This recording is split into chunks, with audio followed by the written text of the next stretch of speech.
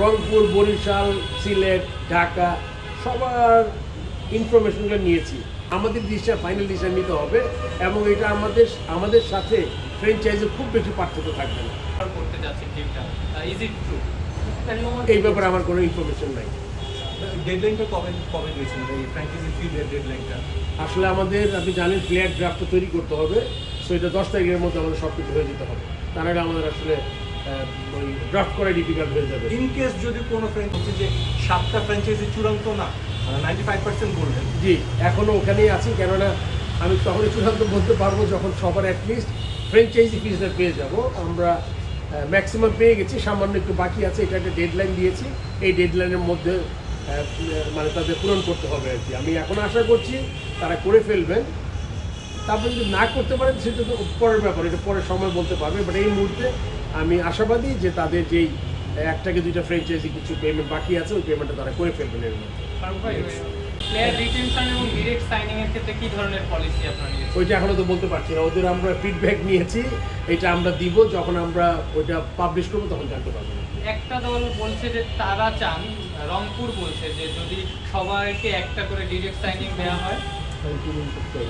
এই জিনিসটা আসলে এখন রংপুর কি চাচ্ছে এগুলো সব আমরা নোট করেছি। রংপুর, বরিশাল, সিলেট, ঢাকা সবার ইনফরমেশনগুলো নিয়েছি। কিন্তু আপনার বুঝতে হবে, আপনার সবার এদের তো পার্টিকুলার দলের হিসাব, তাদের নিজেদেররা তারা ম্যাক্সিমাম চাবে তাদের সুবিধা মতো। কিন্তু আমরা বোর্ড হিসাবে কি চাই, এবং আমাদের যেহেতু আমরা নিয়ন্ত্রক সংস্থা বলবো না, বাট আমরা যেহেতু সব কিছু ঠিক করি, সেই জন্য আমাদের ডিসিশন ফাইনাল ডিসিশন নিতে হবে এবং এটা আমাদের সাথে ফ্র্যাঞ্চাইজির খুব বেশি পার্থক্য থাকবে না। লাস্ট কোয়েশ্চেন, তুমি সব কথা আর কেউ বলবে না?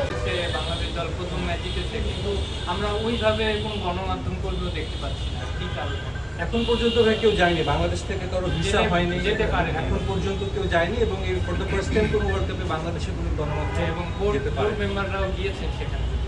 আচ্ছা, এটা দুইটা ব্যাপার। একটা হলো কি, আপনার আমাদের মন্ত্রণালয়ের প্রায় 7জন, মানে 4জন, আর আমাদের অ্যাডভাইজার গিয়েছেন। ওখানে কিন্তু ফাইন্যান্সিয়াল দিক আছে, আপনি ঠিক বলেছেন। কিন্তু হয় কি, যেই ভিসার পলিসিটা হলে কি পার্টিকুলার দেশে, আর যেহেতু আমরা মনে করেন আমাদের দেশে হওয়ার কথা ছিল, আমরা যদি আগে থেকে অ্যাটলিস্ট 3-4 মাস আগে জানতাম যে আমাদের এই টুর্নামেন্টটা ইউইতে হবে, তাহলে কিন্তু আমাদের জন্য কাজ করা সহজ হতো।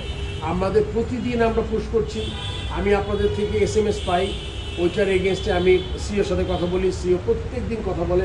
আমি নিজে কথা বলেছি 2বার। ওদের মোবাশ্বের আছেন একজন ডিরেক্টর, সোবান আছেন একজন সিইও, নাকি ওখানে ইসিবি, তারা বলছে আজকে হয়ে যাবে, আজকে হয়ে যাবে। বাট এটা আমি বলছি না, এটা আসলে এটা আমরা আশা করি নাই, বাট এইটাই হচ্ছে। আর যেহেতু এটা মনে করেন ওদের মানে কি বলবো, দেশের একটা পলিসি আছে, আপনি জানেন, দুবার ভিসা মানে বন্ধ, টুরিস্ট ভিসা বন্ধ।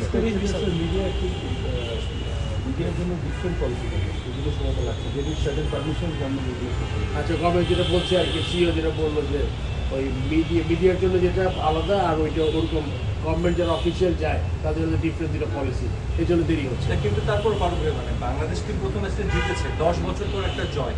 আমরা টিভিতে খেলা দেখেছি, খেলা দেখে রিপোর্ট দেখছি, বাট তারপরও আমি তো আগেই স্বীকার করে নিয়েছি যে এটা যদি আরেকটু হতো, কারণ আমাদের মতো জার্নালিস্ট খুব বেশি দেশে কিন্তু যায় না। এত আমরা ক্রিকেট পাগল জাতি প্লাস জার্নালিস্ট, আমাদের এত ব্যাক করে সবসময় দেশে বিদেশে, এটা আসলে এটা আমাদের জন্য একটু বলবো যে এটা আমাদের খুব একটা মানে এরকম আশা করিনি আর কি।